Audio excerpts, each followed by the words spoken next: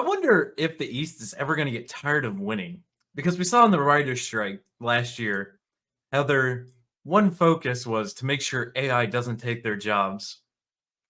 And then I've done quite a few video on companies firing woke staff and feminists in Korea and Japan, and how the localizers in the West are absolutely coming out as being activists and purposely changing shows for their DEI activism. Funimation shutting down, getting absorbed directly into CrunchyRoll and no longer existing, to now we have CrunchyRoll CEO saying AI generated subtitles are definitely an area they're focused on. Meaning the localizers are going the way of the dinosaur. Goodbye.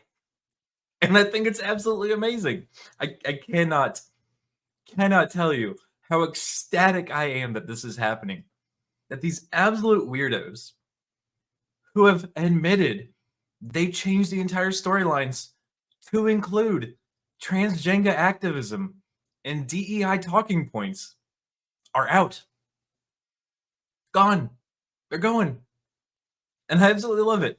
So here we go. Crunchyroll CEO Rahul Parini says AI-generated subtitles are an area that the streaming service is currently very focused on testing, perhaps to the dismay of some anime viewing audiences. No. We watched how they absolutely butcher series, and we're happy. This is giving the West a ray of hope that their animes will be as good as they should be. Perini sat down with The Verge for an hour-long interview where he discussed how Crunchyroll could be a more attractive option for anime fans. One solution was increased development in AI-generated subtitles, where Perini said that AI is definitely something we're working on. Okay, you've said that like 4 times in this article now. Right now, one of the areas we're very focused on testing is subtitling and our closed captioning, where we go from speech to text. How do we improve and optimize our process where we can get the subtitles done in various languages across the world faster so that we can launch as close to Japanese release as possible? So they're going the route and saying it's not to get rid of the woke people because, of course, they'll file absolute ridiculous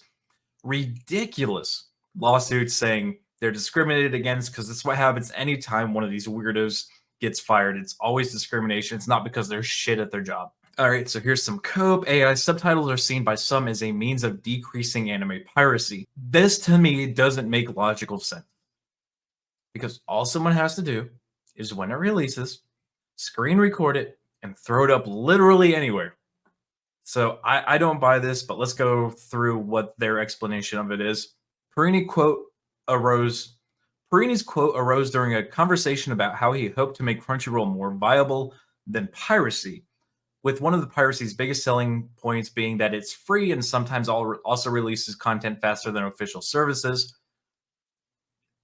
I don't buy that at all. I really don't.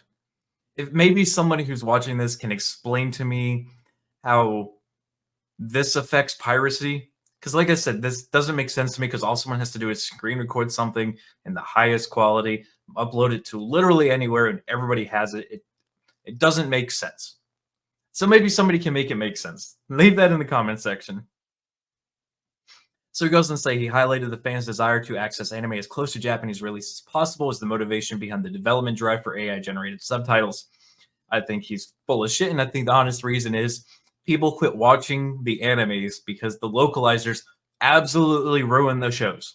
Naturally, AI subtitling proves contentious. Many anime fans were concerned about the low-quality subtitles for the Yuzuki Family 4 Sons debut episode, leading some to believe that they had been generated by AI. These subtitles were notoriously awkward, occasionally to the point of being nonsensical, and feature numerous grammar issues. Well, again, I would rather take that than someone saying the main character is now transgender and in a gay relationship. I would absolutely take that over what we're getting in some of these shows. Crunchyroll was forced to delete the episode, outraged fans on social media, blah, blah, blah, blah, blah, with many asking why they didn't pay professionals to do a better job. Again, it's always my talking point. Localizers are trash. And I'm sure there's some that do very good work, and it sucks that they're going to lose their job, but they should have the entire community should have gate kept this entire section of media a hell of a lot harder. Many manga fans on social media also cite poor official translations as a motivator for piracy. That doesn't make sense. With the US being the number one, okay, yeah, don't. So the rest of the article is pretty short. With the rapid growth of AI, translation quality may certainly meet fan expectations in the near future. Nevertheless, many continue to argue that nuance in language is best captured by human experience, creating a trade-off for CrunchyRoll between cost and continuing to expand to the hundreds of millions of anime fans in the world. I don't buy that. I don't. And again, I've done numerous videos.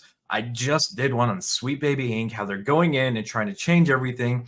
I've covered how all of these people coming out are like, yeah, we absolutely just destroyed the script and changed everything because we need it to be whatever our propaganda agenda is. And it's absolute trash. It really is. Like, when they take normal functioning relationships and they say, well, this person needs to be trans now, and this other person needs to be trans, and they actually need to be in a gay relationship.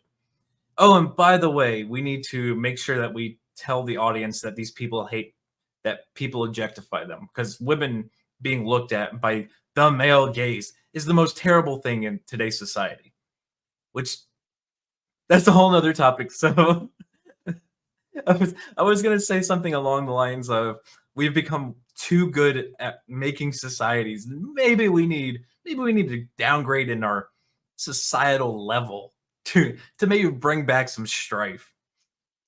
The biggest concern that these people have in their lives is we need more transgender activism. It's life's too easy in the West, absolutely too easy.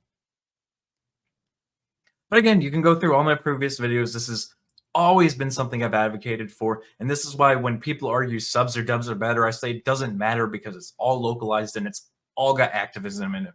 So I absolutely 100% advocate for AI generated subtitles in anime. And if it's possible, AI generated dubs.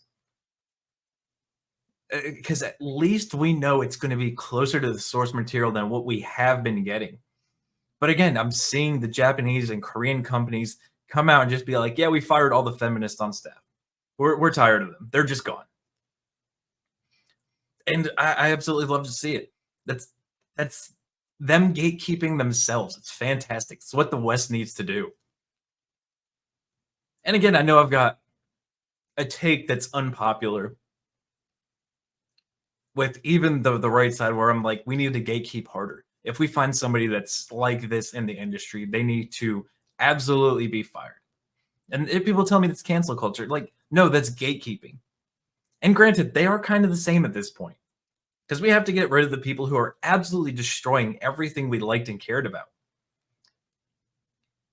I mean, if someone went in and fired all the Marvel staff that wrote these terrible movies, and hired people that actually cared about the source material, would you people be saying, well, that's cancel culture? No, you'd say that's gatekeeping. That's bringing it back to what it was. It's what it needs to be.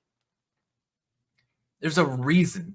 There's a reason Marvel's not even making its production cost. It's because all their stuff is terrible. Because they didn't gatekeep it. They bought into this DEI woke nonsense. And that's why they're in the situation they're in now. Absolutely failing. Anyway, I feel like I'm repeating all my points. So, guys, I want to hear your thoughts in the comments section. What do you think about AI-generated subtitles for animes and everything else like that? I genuinely want to know what your thoughts on it are. And while you're there, make sure you smash that like button. Make sure you subscribe. And of course, like always, make sure you share this out. But until the next one, guys, be easy like sleazy.